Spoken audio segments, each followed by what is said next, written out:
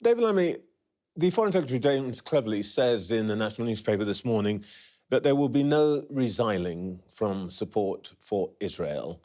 Do you agree with that? I think that must be right. Look, I'm thinking of Celine Ben Nagar, a young woman who should be completing her maternity leave and is a hostage at this point in Gaza, having left behind her husband and her new young baby. Israel has a right to go and get those hostages. It has a right to degrade the military equipment and rockets that have been used against it, to deal with the tunnelling of Hamas. And we must recognise that Israel is facing a huge existential crisis. 1,300 people dead, murdered, babies raped. And against that backdrop, of course they have the support of the UK government, and I would not seek to be partisan about that, except to say that it's hugely important that that is done, as Keir Starmer has said, along the lines of international law. Well, let's address this, whether it's possible and how Israel might do what you've just said. Mr. Netanyahu says his war aim, he uses the word war, is to eliminate or eradicate Hamas. Do you think that is actually possible, to completely wipe out Hamas? Look, I think the starting point for me is two important things emerged from the Second World War. The first was a home for the Jewish people following the Holocaust and the unbelievable murder of that community.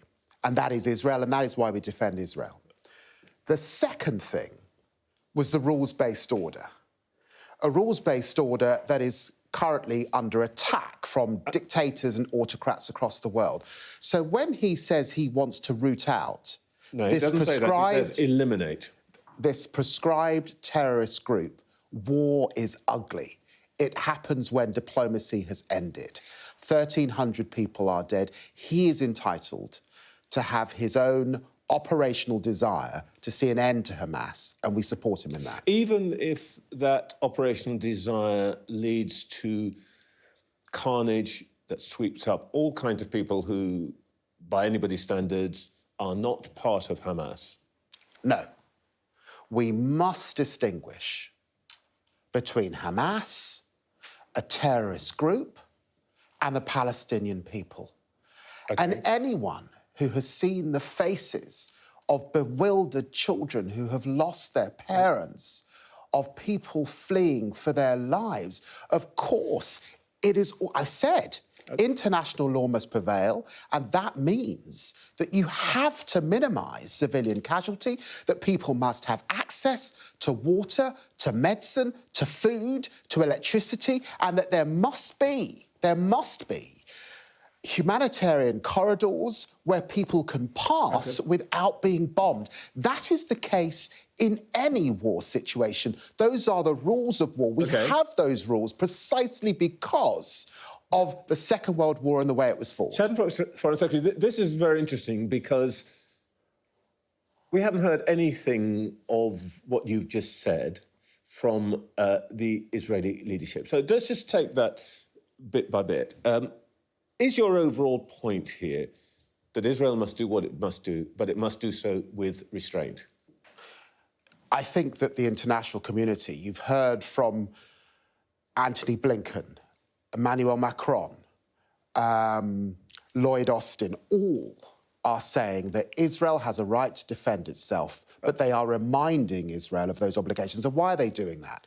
Because the truth is, Israel faced the hardest of choices, Were this the UK, 1,300 people murdered, a country invaded, of course, these are very tough choices. But we do not put, when we're a democracy, you do not put to one side the need to minimise civilian casualties. I noticed in the list of countries as hard as that is. I noticed in the list of countries you've just cited, Macron and so forth, you did not include our government. Are you saying that you think our government has been slow on the uptake, it hasn't said what needs to be said to the Israelis? Trevor, I'm not coming on the show today to depart from the cross-party consensus that I think there must rightly be at this very serious and gravest of times. So I don't want to be critical of James Cleverly, and I'm very conscious that as the country's chief diplomat, he will be having private conversations with the Israelis, private conversations with Egypt next door, the Jordanians, the Qataris, of course the US, all in an attempt to minimise the loss of life and particularly civilian casualties. You're trusting that he is doing all that can be done? Well, look, I was grateful to have a Privy Council briefing earlier this week to bring me up to date. This is a difficult, stressful, delicate time, particularly for the Israelis, but we must hold dear to the rules of war. All right. Well, let's think about what that means in practice. Your leader, Keir Starmer, said earlier this week that Israel has the right, I'm quoting here, to withhold power and water from 2.3 million people in Gaza. Do you stand by that? Keir has been clear that international law must be followed. He's a human rights lawyer. You're a lawyer. You're a lawyer too. I'm asking you if you stand by that statement. He's very clear in today's papers. There has to be humanitarian access. That means access to water, to food, to medicines, and of course utilities, and there should be safe passage for people within the country. So he's absolutely crystal clear in that in his statement that's in all of the papers today. This is important. The Israelis have been equally clear that they have turned out the lights, they're not going to turn them back on, that they are not going to supply water. The implication of what you just said is that you think the Israelis are wrong to do that. I'm not going to sit here as a sort of armchair general or lawyer attempting to make assessments when I'm not on the ground and this is an operational situation. It's my job, I think, to assert what I believe to be the rules of the game. This is a very serious situation, but it must be done according to international law, and that means that aid has got to be there, and I am concerned at the suggestion that people should evacuate hospitals. I think that is incredibly unlikely for those who are very seriously injured and humanitarian workers that put themselves in harm's way. And in all war situations, those people remain, and there is still an obligation to minimise civilian casualties in those circumstances. Israel has told 1 million people to move south of the Wadi Gaza, to the southern half of the Gaza Strip. There is an injunction in the Geneva Convention against forcible displacement. Is Israel right to require that those people should move from the north of Gaza? Well, look, as I said, I'm not going to play armchair general, except to say that I think there was a lot of concern that the initial instruction could not be met within the timetable that had been set out. And I'm pleased to see that that timetable has been extended. And I suspect it's been extended because of the concern that many people voiced that this was not possible. That's clearly informing the population, letting people know what is about to take place. It is clear, and Netanyahu has said that land, sea and air is about to arrive. I understand that. People need to be out of harm's way. I understand that. And these are the practical points, but both you and your leader are lawyers, and he particularly is operated in this area. It is not entirely clear when you say Israel must do what it must do, but within the bounds of international law. That point you made about people having to move out of hospitals, the point we've just been discussing about people having to move, 1 million people having to move, that these are consistent with the requirements of international law, is it? Two things in response to that. The first thing is, if you are Jewish watching this show this morning, if you are Israeli, if you have concerns about repulsive terrorism,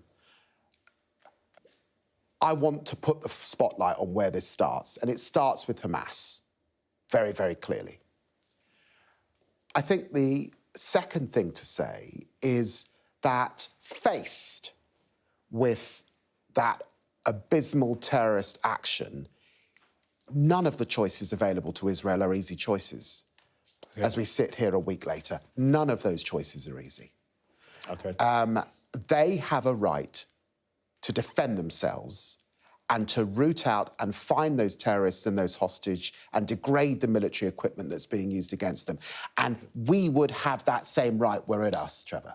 You've been unequivocal in your support for Israel. Let's talk about the impact of this situation here. Nothing, obviously, compares to what people in Israel and Gaza are going through. But how worried are you about the reported spike in anti-Semitic incidents in this country and the palpable fear that exists in the Jewish community that you've just referred to?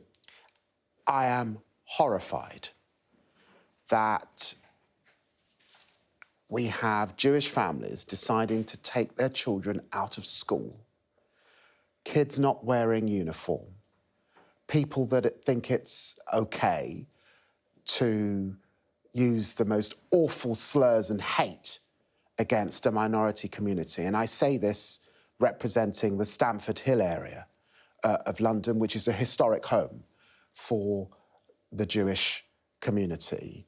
And we must be robust, we must stand up to it. And it's important to say also that the hate that's rising across our country towards Jewish people is happening in a week where we come together to stand up to hate. This is anti-hate week in our country, and we should be concerned also about the rise in Islamophobia. Let me put this to you, David, that people in the Jewish community will no doubt welcome what you said, but what we're hearing a lot is that in spite of the words, the actions and the demonstrations of support that might have been extended to other communities are not being extended to the Jewish community. And specifically, Friday, in last week, your football team, Tottenham's been absolutely down the line in its backing for Israel. You were vocal in your support for footballers taking the knee, LGBTQ diversity, Ukraine and so on. Was the FA correct to refuse to light up the Wembley Arch in support of Israel? That must rightly be a decision for the FA. Had it been my decision, I would have lit up the Ark. And I think that across the world, you've seen public institutions show their support at that critical moment because of the horrific way in which this would have started. So I would have done it. But that must be a decision for the FA. The Labour Party has advised its MPs and councillors to stay away from protests. We saw tens of thousands of people in London yesterday, largely peaceful. But there were people carrying banners in support of Hamas. There were a couple of people who were adorned, I think is the right word, with pictures of Hamas terrorists coming down on paragliders. Should those people have been arrested? Because we have a law here about glorifying terrorism and terrorists. Should they not have been arrested? Well, look, I mean, I think that these are decisions that it's right that the police make on the ground. Let me give you a distinction. we have to live in a country where people are free to wave their national flag and be proud of where they come. This is a different thing. But if you are doing that outside a synagogue, clearly intimidating and harassing, you're contravening the law. So there's clarity. This was in the middle of London. It wasn't a synagogue. The Labour Party's taken a clear view. It's said to its people, don't go on demonstrations.